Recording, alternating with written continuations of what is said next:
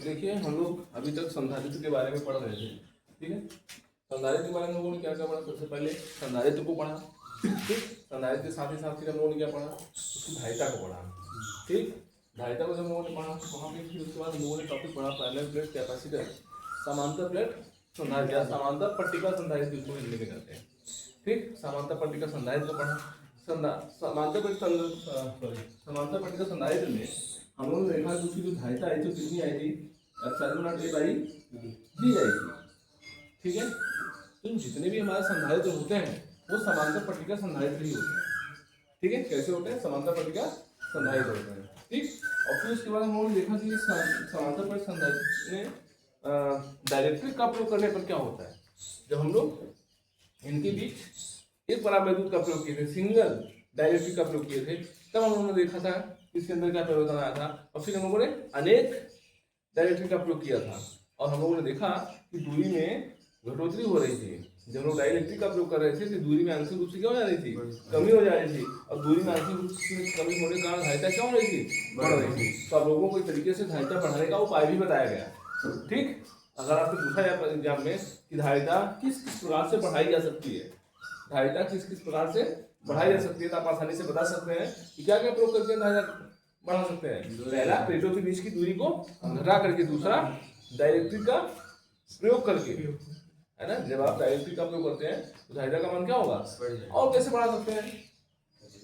प्लेटों का क्षेत्रफल, यहाँ आप देख पा रहे हैं ए भी है, और प्लेटों का अगर आप क्षेत्रफल बढ़ाते हैं तो धारिता क्या होगी? बढ़ जाएगी।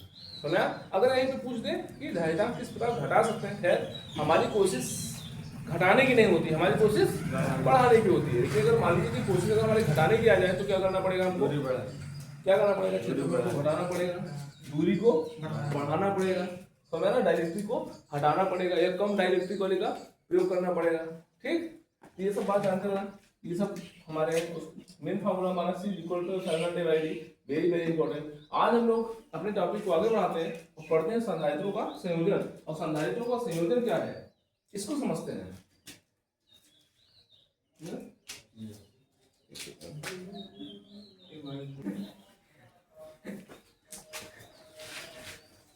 चलो तुम तो पूछ ही पाए हो।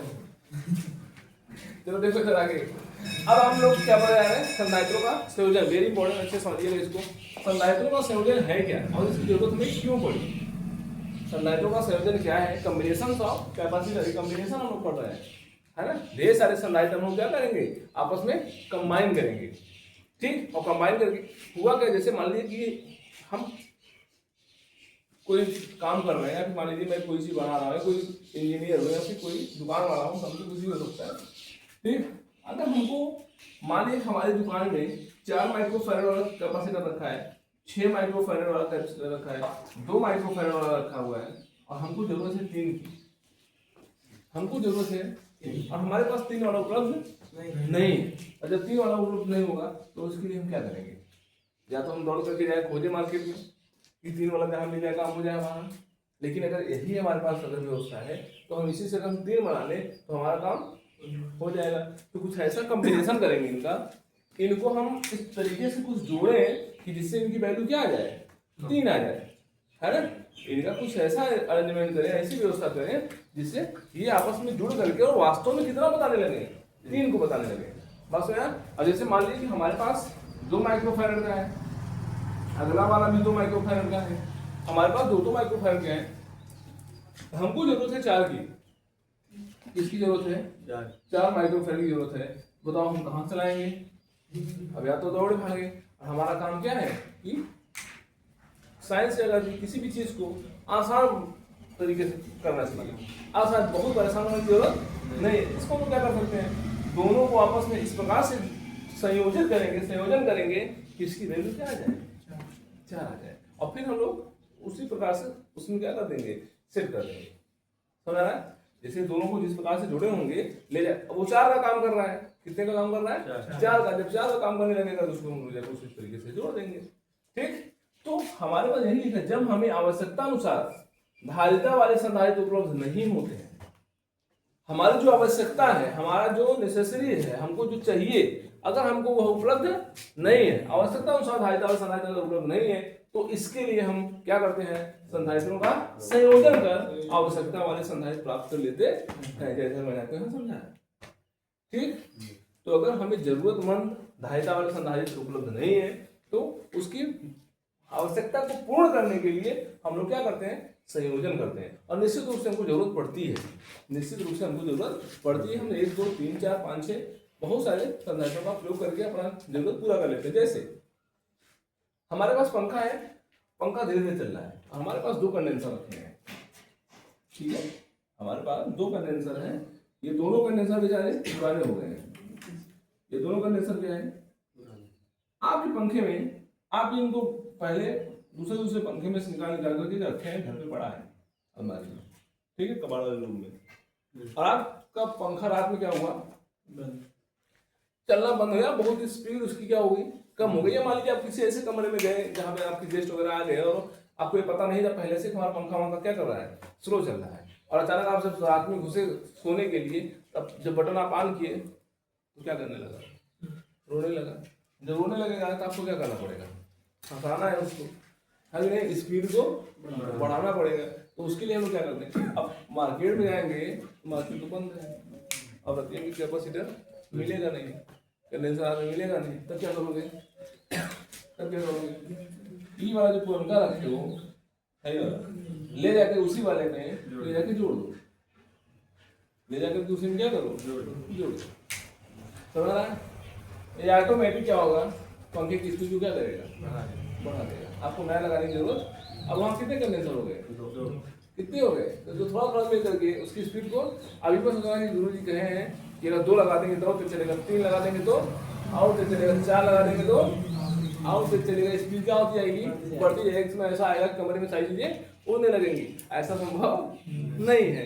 क्यों, क्योंकि अगर पंखे को ज्यादा स्पीड आप देंगे तो पंखा जल्दी क्या होगा, गर्म होगा, क्योंकि वो ऊर्जा का क्या करेगा, लॉस करेगा। अगर मैं ही तेजी से दौड़ना शुरू कर दूँ, धीरे धीरे दौड़ना शुरू कर दूँ, निश्चित रूप से लॉस एनर्जी का कम होगा जब आप तेज दौड़ रहे होंगे। इसीलिए तेज दौड़ने वाला धावक 100 मीटर अधिकतम स्पीड को रख पाता है ना। कोई 11 कोई 10.5 सेकंड दौड़ता है, कोई 11 सेकंड दौड़ता है 100 मीटर। अगर उसी को 200 मीटर दौड़ा जाए तो उसकी स्पीड क्या होगी, डाउन हो जाती है। ऐसे ही इसको भी अगर आप ज्यादा स्पीड दे देंगे, दुकान वाला कहता है कि बहुत तेज पंखा में चला दे तो पंखा आपका गर्मी में हीट होकर क्या होगा, जल जाएगा। तो मैं ये सब चीजें आपको ध्यान रखना है। लेकिन मैं क्या समझने की कोशिश कर रहा हूँ कि अगर आपके पास संधारित्र की आवश्यकता पड़ गई, आप अपने संधारित्र को मिलाकर के काम कर सकते हैं। बात समझ आया, और आपका पंखा सुचारू रूप से चलेगा, बाद में आराम से सो सकते हैं। फिर क्या समझ में आया था ना। बोलो भाई, संधारित्रों का संयोजन क्यों करते हैं, पक्का हुआ। तो जब हमें आवश्यकता अनुसार धारिता वाले संधारित्र उपलब्ध नहीं होते हैं, तो उनको प्राप्त करने के लिए हम लोग क्या करते हैं, आवश्यक संधारित्रों का संयोजन करते हैं। क्लियर है। इनका संयोजन मुख्य रूप से 3 प्रकार से होता है, लिखेंगे।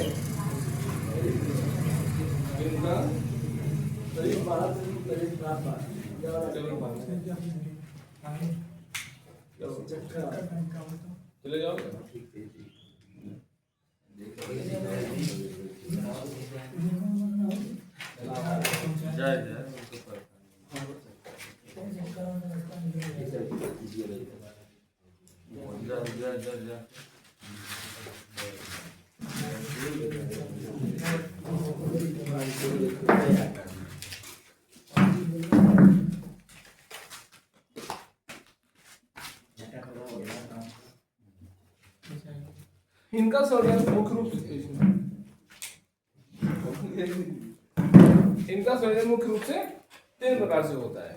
कौन कौन सा, पहला हमारा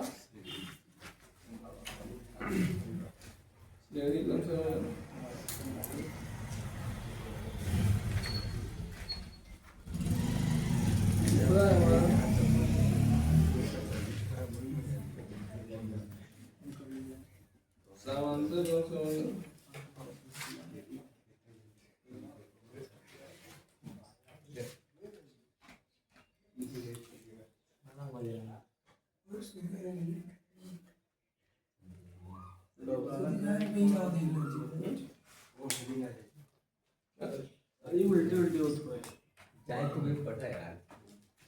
बहुत बड़ा होगा। पानी में पिए नहीं वो उल्टी उल्टी वाला माहौल पानी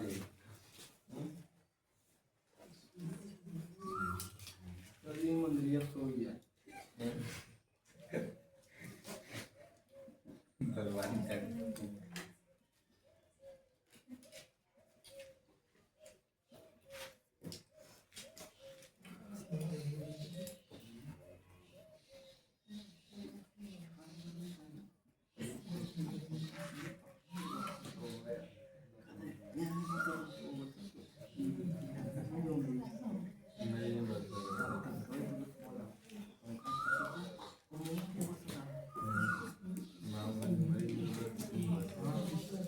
ये तीन प्रकार का संयोजन होता है, श्रेणी क्रम संयोजन, समांतर क्रम संयोजन और विस्तृत संयोजन।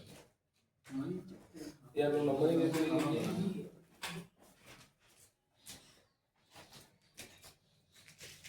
बताइए भाई, संधारित्रों का संयोजन क्यों किया जाता है?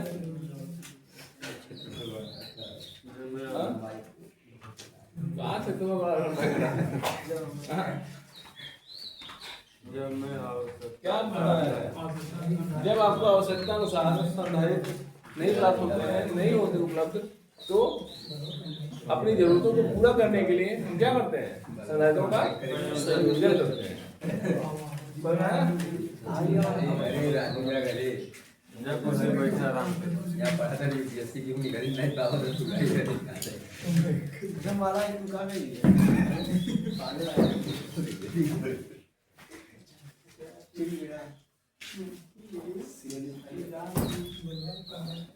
पहला आपको रेडी के हम लोग संधारित्रों का संयोजन किस प्रकार से करते हैं? कौन कौन से?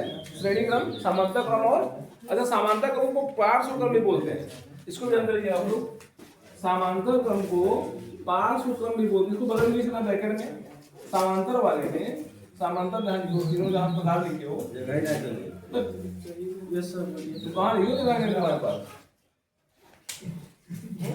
अरे है लिखते ना तो ये वाले एक पार्श्व क्रम, पार्श्व क्रम ऐसे लिख लो क्योंकि परीक्षा में हो सकता है यही छपा है तो ना समांतर संग्रह दिया रहेगा तो यही अगर रहेगा तो दिक्कत हो जाएगा। पार्श्व क्रम माने समांतर सुनिए क्योंकि एनसीईआरटी में यही लिखा हुआ है पार्श्व क्रम, ठीक है ना? क्या लिखा हुआ है? पास और कौन कर क्रम इनसे तीन नहीं पढ़ा है रोज हालत कर दे क्यों तो बालक क्या लिखा है? लिखा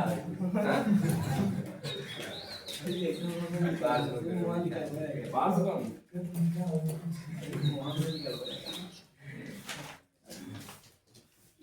ठीक है। तो हम लोग पहला हेडिंग किए हैं अपना श्रेणी क्रम संयोजन। वेरी वेरी इंपॉर्टेंट, इसको बढ़िया समझना सब लोग। टॉपिक ये चला हाँ?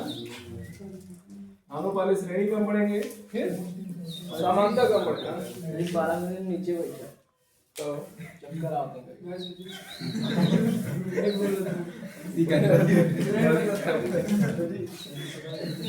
चक्कर आते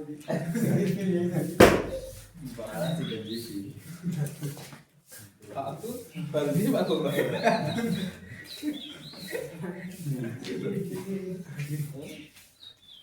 चक्कर आने वाला तुम्हें नहीं ले सकते, हम नीचे बैठेंगे। विश्वास नहीं होगा मुझे चक्कर आ जाएगा, मैं गिर जाऊंगा। वो आ जाता है, स्वाभाविक है। जिसे आना है तो आ जाएगा। वो अब आप सोचो अगर आदमी इतना जान जाए कि मुझे चक्कर आने वाला है, मैं गिर जाऊंगा, तो सोचो जो खड़ा है वो बैठ नहीं सकता है, ये सब खड़े खड़े गिर जाता है। कुछ लोग जानते हैं बैठ जाते हैं। हाँ वो जबरदस्त मतलब जनता वो तभी बैठे कि पहले से गिरे हुए हैं। उनको पता है मैं गिर जाता हूँ, है ना चक्कर। तो वो क्या करेंगे, जाकर के बगल में सजी बैठ जाएंगे। सजी के मुझे सुरती खा को लड़ी जाता है सुरती खा अब तो हर काम बड़ी गल है हाँ? खाए रहने का तो खाए रहने सजी का से इतने बार गिरे तो ये से उल्टा रहे देखा तो काफी नोटिस नहीं आई। अच्छा ये ऐसा आ गई है इनसे हर मतलब हर प्रकार की व्यक्ति मिले हमसे नहीं मिलते हैं, देखिए हम हमसे नहीं जानते होंगे।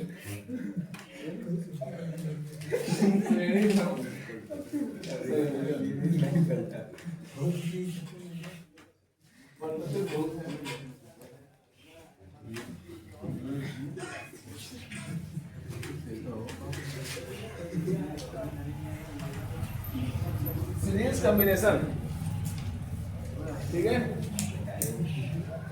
सीरीज तो हेडिंग किया आप लोग। श्रेणी क्रम संयोजन क्या है, पहले हम समझते हैं श्रेणी क्रम संयोजन है क्या। किसी भी चीज को श्रेणी में जोड़ना मतलब उसी चीज को बार बार एक दूसरे के क्रम में लाइन में ही कनेक्ट कर देना होता है। जैसे मेरे पास 2 मार्कर हैं, ध्यान से समझना, मेरे पास कितने मार्कर हैं। अगर मैं इस मार्कर को ऐसे रखूं, फिर इसके पीछे एक मार्कर और लगा दूं, ठीक, फिर इसी लाइन में इसी के पीछे एक मार्कर और लगा दूं, ये हमारा कौन सा कॉम्बिनेशन होगा, श्रेणी क्रम संयोजन। जबकि अगर मैं इस मार्कर को उठा करके ऐसे रख दूं, ठीक, तो ये कौन सा क्रम हो जाएगा, समांतर क्रम संयोजन हो जाएगा। अब ध्यान देना, समांतर क्रम संयोजन किसका करना है, सॉरी श्रेणी क्रम संयोजन किसका करना है, बोलो, संधारित्रों का। किसका करना है, और संधारित्र कैसे होते हैं, देखने में ऐसे होते हैं, ऐसे तो देखने में, और खाने में संधारित्र खाया नहीं खाया जाता, इसको देखो, इसको देखने में कुछ ऐसा प्रतीत होता है नहीं होता है। अगर ये संधारित्र है, ऐसे ही ढेर सारे हमारे पास हो, तो हम लोग क्या करेंगे, इनका श्रेणी क्रम संयोजन करेंगे। आप लोग वो देखो ना, चेन, श्रेणी क्रम में चेन बनाया जाता है। चेन जानते हो, चेन जानते हैं आप लोग, कहाँ होता है, पहनने वाला, वेरी गुड। कौन चेन होगा वो उसी तरीके का होगा। देखो पहनने वाला चेन, देखो इधर ऐसे होता है ना, यस सर, बहुत कलाकार है।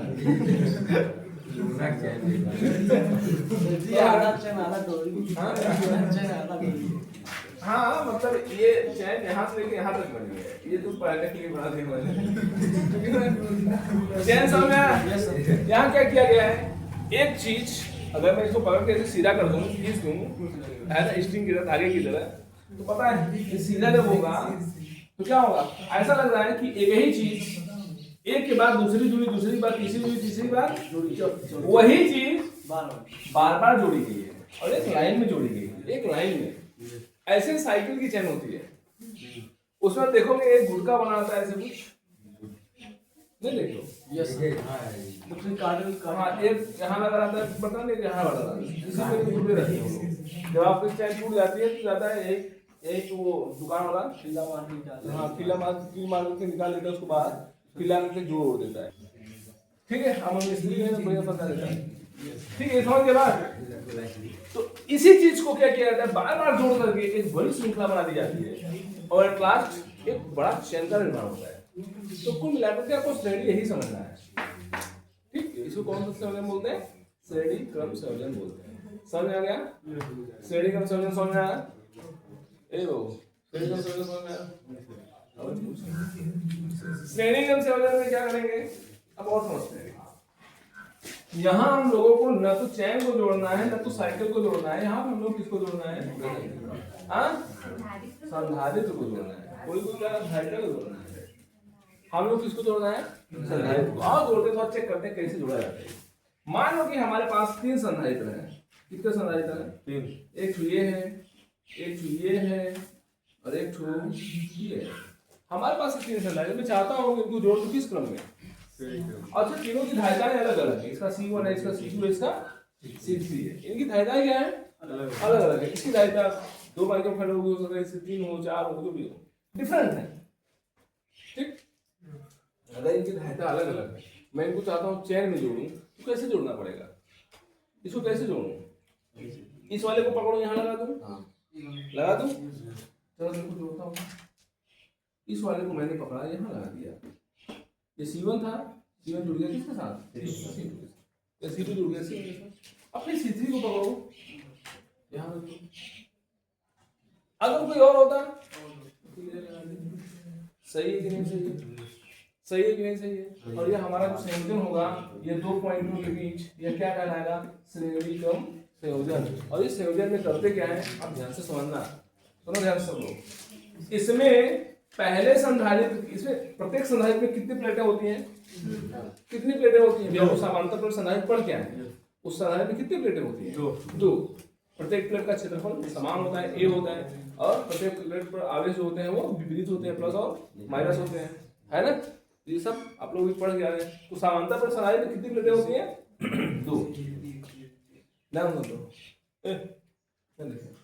ये प्लेट नंबर 1, ये प्लेट नंबर 2, ये भी plate number 1, plate number 2, plate number 1, plate number 2।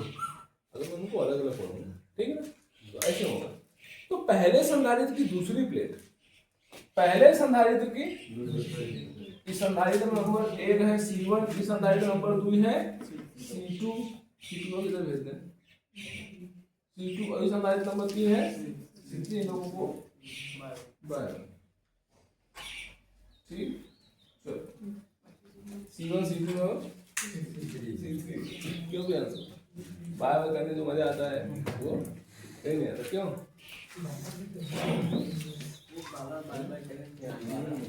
आज समय ऐसा आ गया कि जो बच्चा पैदा हुआ 3 महीने का हुआ उसका हाथ पकड़ क्या करने लगता है? बाय बाय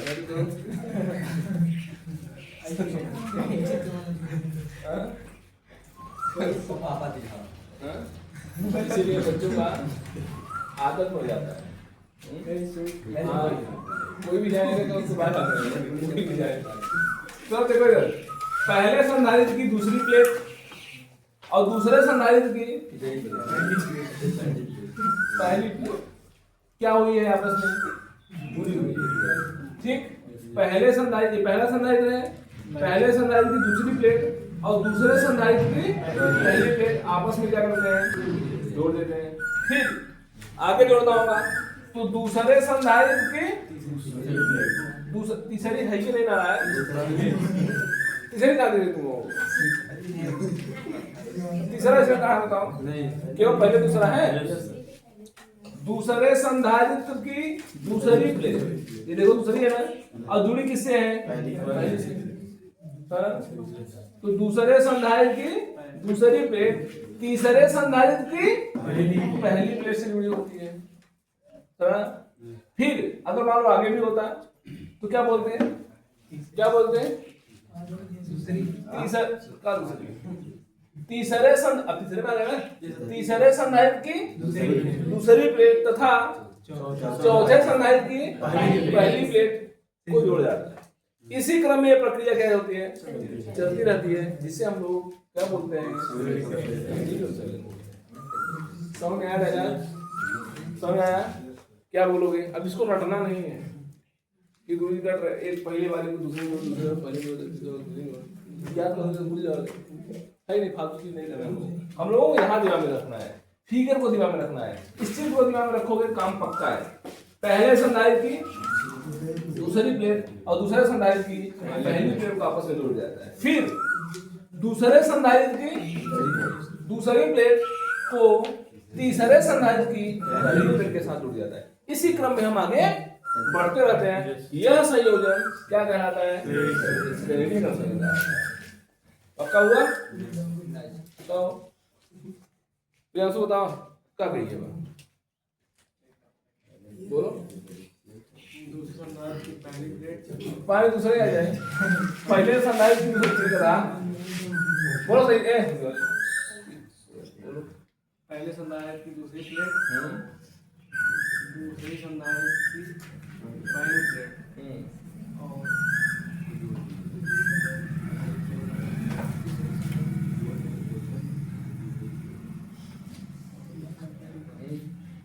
कितना समझा?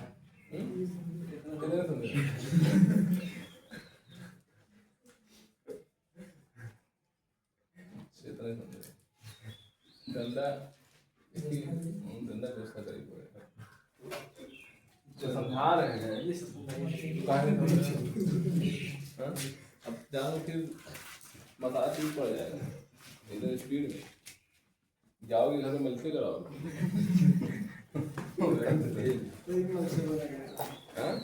तोड़ ताड़ के बैठा पापा है। पढ़ाई के लिए मैं बहुत ही मारता हूँ, और मान लीजिए दो कोई मस्ती कर दिया तो एक लाख मार रहा हूँ। पढ़ाई में गलती हुआ, बताओ क्या किया गया? पहली प्लेट की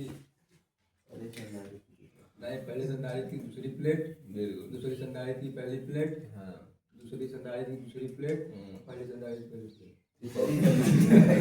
तीसरा बार कहाँ कर दिया आपने? कहना संधारित की तीसरा प्लेट नहीं है, मैंने कहा संधारित है। संधारित कितने हैं? संधारित कितने हैं? प्लेट कितने कितने हैं? दो दो ही है ना, एक दो एक दो एक दो। फिर समझो, ठीक है ना?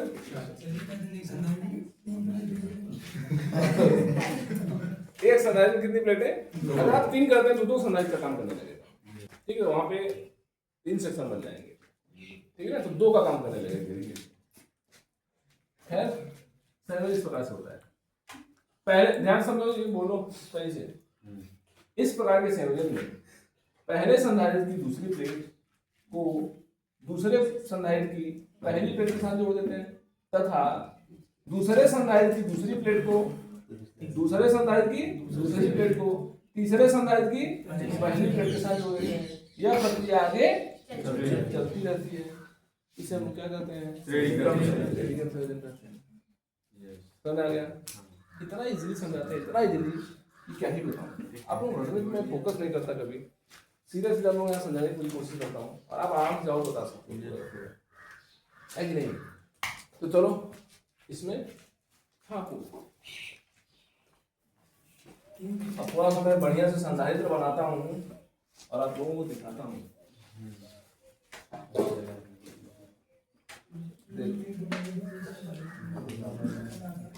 प्रियांशु बोलोगे ना? हाँ, अब बोल लोगे कि नहीं बोल पाओगे? क्या हो? बोल लेंगे।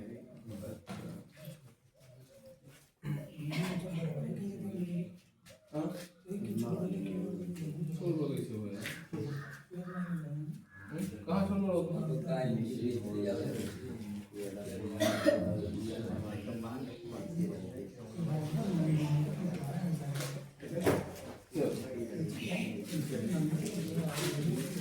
इसका नाम है C1, जिसका नाम है C2 और इसका नाम है C3। हाँ, 3 वही जो अभी किए थे, बस वही। हाँ लिखिएगा इसमें सही संयोजन लिखिए। इस प्रकार के संयोजन में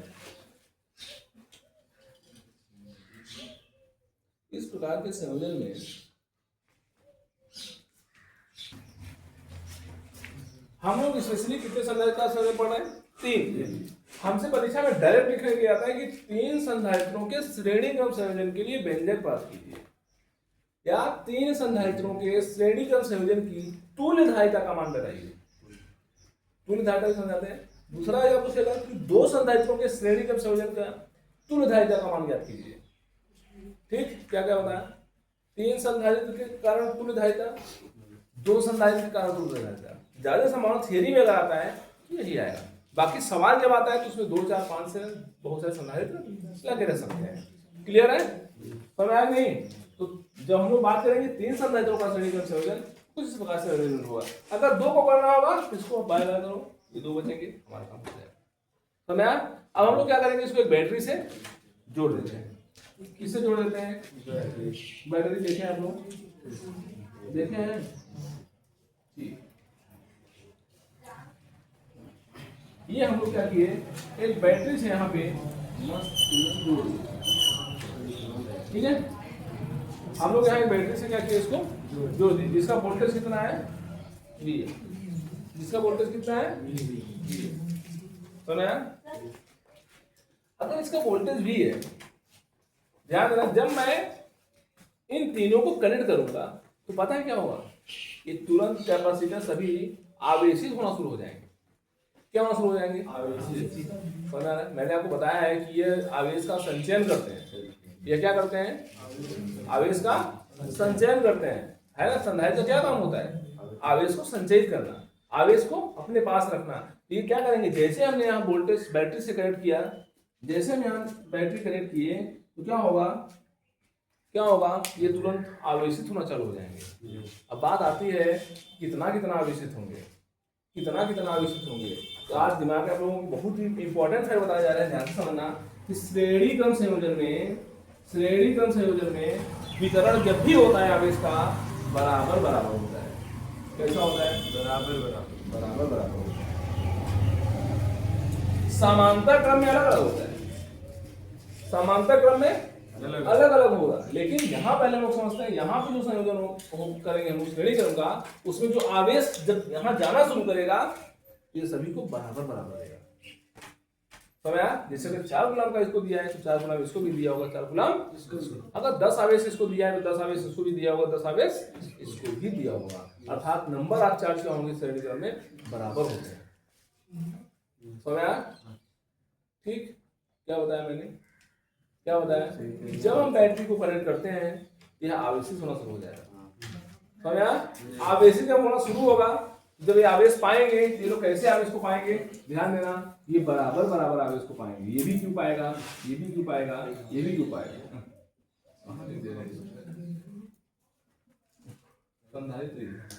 ये भी क्यों पाएगा और ये भी क्यों पाएगा।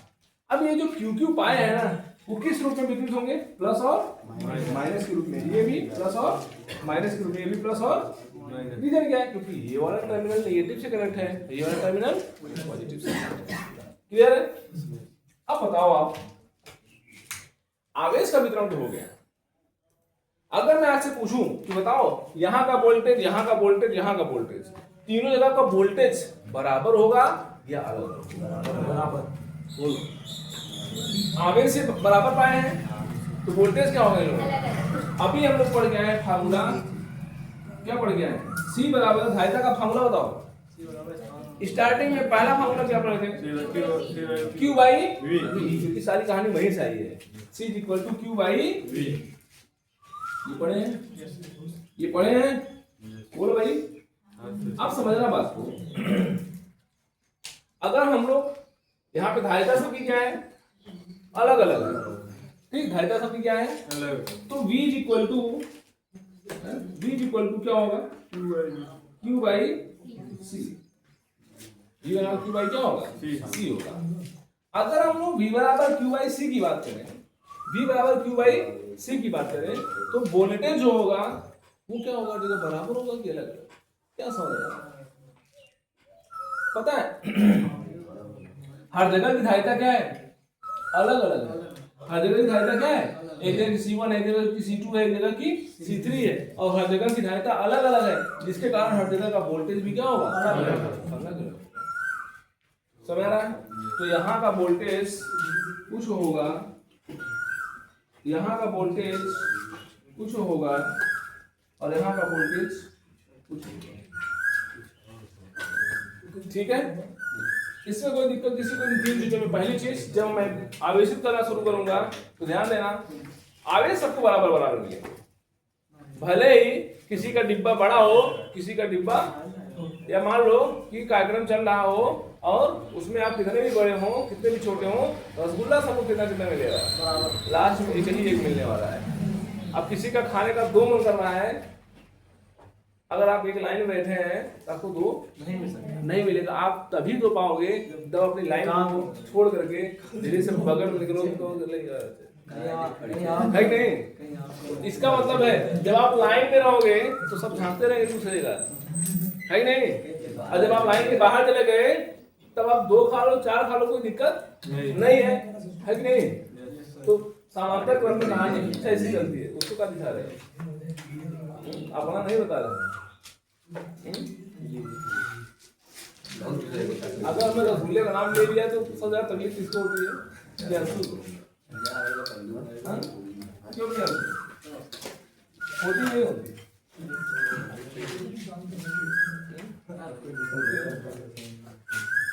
12-15 मारते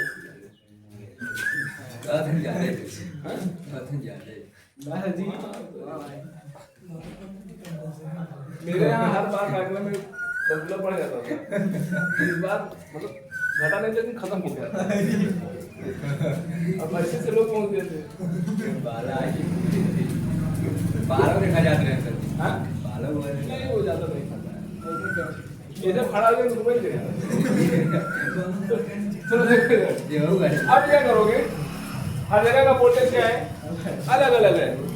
ध्यान देना सभी के खाने की कैपेसिटी अलग है बट मिल सबको क्या रहा है, बराबर। आवेश से मिल रहा है बट धारिता सभी क्या है, धारिता अलग होने का वोल्टेज का मान क्या है, अलग अलग। अब बताओ यहाँ पे अच्छी बात और समझो पाता वोल्टेज का कम्बिनेशन समझो। वोल्टेज का पता है, ये जो धारिता है, ये धारिता C1 है, इसकी धारिता क्या है C2, इसकी धारिता क्या है C3।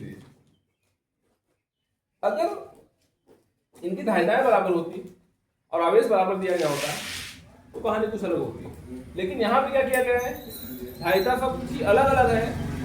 अलग अलग धारिता के कारण, जैसे मान लो, अच्छे समझना है, मान लो कि इसके पास कम चार्ज लेने की कैपेसिटी है और हम लोग इसको 10 कूलम दे दिया, ठीक है। इसके पास ज्यादा चार्ज लेने की कैपेसिटी है, मैंने इसको 10 कूलम दे दिया, तो ज्यादा वोल्टेज कौन महसूस कर रहा है, डिफरेंस कौन महसूस करेगा, छोटा वाला। बात में मतलब इसका वोल्टेज अलग बताएगा और इसका वोल्टेज अलग बताएगा। क्लियर हुआ ना। तो वही चीज यहाँ भी है, यहाँ पर सभी के कैपेसिटी अलग अलग होने के कारण, सभी की कैपेसिटी अलग अलग होने के कारण विभव का मान क्या दिख रहा है आपको, अलग अलग दिख रहा है, ठीक है ना। अब आप इसको दिमाग में सेट रखना, आपसे पूछा जाएगा कि बताओ श्रेणी क्रम में वोल्टेज समान होता है कि अलग अलग होता है, क्या होता है, अलग अलग होता है। श्रेणी क्रम में वोल्टेज क्या होता है, क्या समान होता है, क्या समान होता है, आवेश समान होता है। दोनों पूछूंगा, क्या समान होता है और क्या अलग अलग होता है, बता लोगे ना। हाँ इसको जानते रहना। तो श्रेणी क्रम संयोजन में मैं सबसे पहले लिख रहा हूँ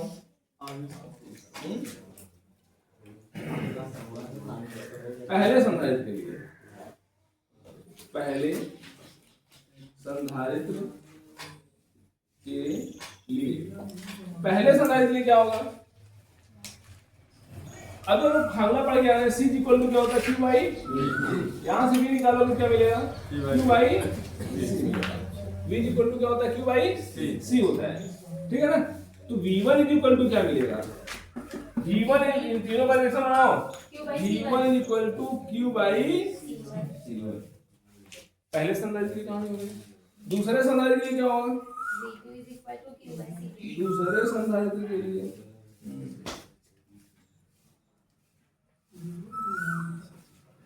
दूसरे संधारित्र के लिए क्या होगा हमारा, V2 equal to Q by C2 होगा हमारा। सही है कि नहीं, बोलो भाई कि Q2 कर दूं, Q1 Q2 मैं करूं क्योंकि आवेश तो सबका समान होता है। तीसरा संधारित्र भी है, तीसरे संधारित्र क्या होगा, तीसरे संधारित्र के लिए क्या होगा, V3 इक्वल टू क्या होगा Q अपान C3, ठीक है। अब ध्यान दो, मैंने क्या किया, जब ये तीनों लोग आपस में मिलेंगे एक नए संधारित्र का निर्माण करेंगे। मैंने भी पीछे आपको बताया शुरू में ही कि संधारित्रों का संयोजन हम लोग क्यों करते हैं, जो हमारे पास उपलब्ध नहीं होता है उसकी उपलब्धता के लिए करते हैं। तो मान लो कि हमारे पास ना तो C1 है, ना तो C2 है, ना तो सॉरी C1 C2 C3 है, हमारे पास कोई नया एक धारिता मिल, जब इन तीनों को जोड़ दूंगा तो कोई एक नई धारिता मिलेगी, कोई एक नई संधारित्र मिलेगी, है जिसकी धारिता क्या होगी, इन तीनों से डिफरेंट होगी, अलग होगी। तो चलो मान लो मैंने इन तीनों को संयोजित किया, जब मैंने इन तीनों का संयोजन किया तो हमें कुछ इस प्रकार से संयोजन मिला। ध्यान दो भाई, ध्यान दो, मैंने यहाँ पे बैटरी लगाया,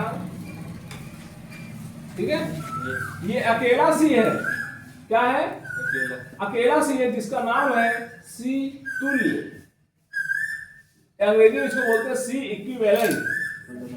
तुल्य का मतलब क्या होता है, तुल्य का मतलब क्या होता है, इक्विवेलेंट का मतलब क्या होता है, मतलब इन तीनों लोगों को मिलाओगे तो कितना मिलेगा, इतना मिलेगा, यही क्या बोला जाता है, तुल्य बोला जाता है। जैसे मैंने कहा कि प्रियांशु, सुमित, अनमोल और ज्ञानशु तीनों के बराबर खाना खा जाता है, मतलब इन तीनों के तुल्य कौन है, तेंसु है, मतलब आप वास्तविकता नहीं है हाँ, तो वास्तविकता मत लेना, ये एग्जाम्पल दे रहा हूँ और मैं ये एग्जाम्पल इसलिए दे रहा हूँ जिससे आप सही से तुल्य को समझ ही पाओ, ठीक है ना। मैं बाहर का एग्जाम्पल भी दे सकता हूँ, तो इसको अपने मत लेना। गुरु जी हमको जो है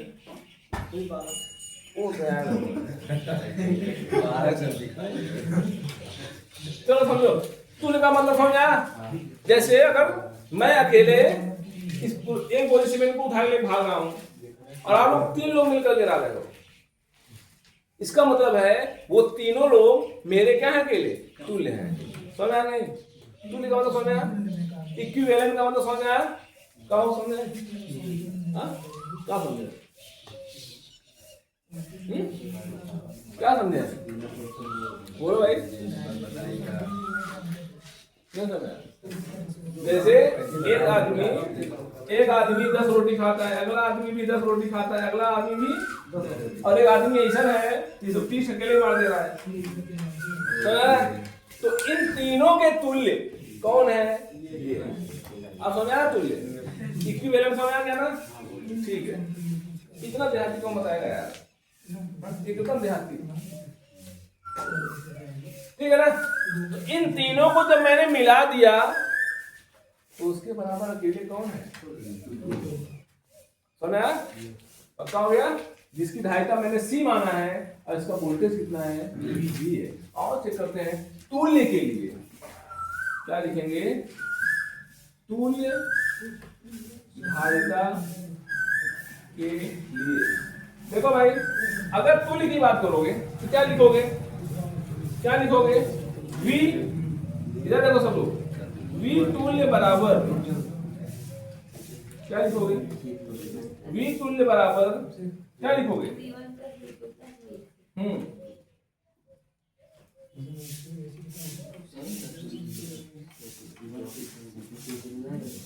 ऐसे लिख सकते हो, V तुल्य बराबर Q बाई C तुल्य। समझ रहे? V तुल्य बराबर क्या लिख सकते हो? Q बाई C तुल्य, ठीक है ना। अब ध्यान देना,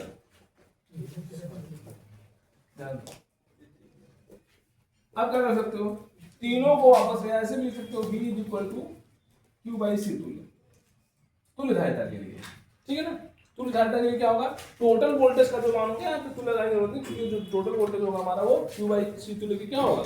बराबर होगा। अर्थात तीनों के वोल्टेज को मिलाओगे या वोल्टेज मिलेगा, तीनों के वोल्टेज को मिलाओगे तो यह वोल्टेज मिलेगा। समझा? जैसे 12 वोल्ट की बैटरी है, यहाँ मान लो 4 आया, यहाँ मान लो 3 आया, 4 3 वाला कितने का होगा? 5 का होगा, 7 5 12 वोल्ट। समझ रहे ना? यानी इन तीनों वोल्टेज को आपस में जोड़ोगे इस वोल्टेज को क्या होगा? बराबर होगा। जैसे मेरे पास 100 रुपए था, मैंने 3 लोगों को बांट दिया, जब तीनों लोगों को मिलाओगे 100 रुपए आएगा। तो मतलब ये जो मटेरियल लिया है, जितना इसके पास मटेरियल था, जब ये अपना दे दिया इसको, जब इन तीनों के वोल्टेज को जोड़ोगे तो इसके वोल्टेज के मान के क्या होगा? बराबर होगा। तो इसको क्या लिखा सकते हो? V इज इक्वल टू क्या? V1 plus V2 plus V3, माने जो पूरा वोल्टेज होगा वो तीनों वोल्टेज के अलग अलग मान के योग के क्या होगा? बराबर होगा। समझ आया नहीं? जैसे मेरे पास 10 रुपए था, मैंने 3 इसको दिया, 2 इसको दिया, कितना मिलेगा? 5 रुपए मिलेगा, ठीक। तो तीनों को डिस्ट्रीब्यूट कर दिया हमने। अब देखो ध्यान से, V की जगह क्या रख सकते हो? V की जगह क्या रख सकते हो? सब लोग ध्यान से समझो, Q बाई C तुल्य, ऐसे मत लिखना C तुल्य, ऐसे नहीं लिखो, नीचे लिखो थोड़ा छोटा, ठीक है। इज इक्वल टू V1 की वैल्यू कितनी दिख रही है आपको? बहुत ज्यादा फर्क है, Q बाई C1, और V2 कितना है? Q बाई C2, V3 कितना है? Q by C3। Q यहाँ से कॉमन कर लो, Q यहाँ से कॉमन कर लो, तो Q बाई C तुल्य इज इक्वल टू, Q को बाहर करो, कर लगाओ, 1 by C1 plus 1 by C2 plus 1 by C3, अब Q से Q बराबर ऊपर जाता है वैल्यू, तो 1 अपान C तुल्य बचा, कितना बचा? 1 अपान C तुल्य इज इक्वल टू 1 बटा सी तुल्य बराबर क्या 1 बटा C1 धन 1 बटा C2 धन 1 बटा 1 बटा C1 धन 1 बटा C2 धन 1 बटा मतलब जब हम तीन संधारित्रों को आपस में श्रेणी क्रम में जोड़ते हैं तो क्या किया जाता है श्रेणी क्रम में जोड़ने के लिए संधारित्रों को उल्टा करके जोड़ दिया जाता है। क्या बताया श्रेणी क्रम में संधारित्रों को ये क्या किया गया उल्टा किया गया 1 बटा C1 1 बटा C2 1 बटा C3। जैसे मेरे पास एक 2 माइक्रोफैरड का है एक 4 माइक्रोफैरड का है एक 6 माइक्रोफैरड का है। मैंने कहा बताओ श्रेणी क्रम में इसको जोड़ो बताओ पूरा कितना मिलेगा।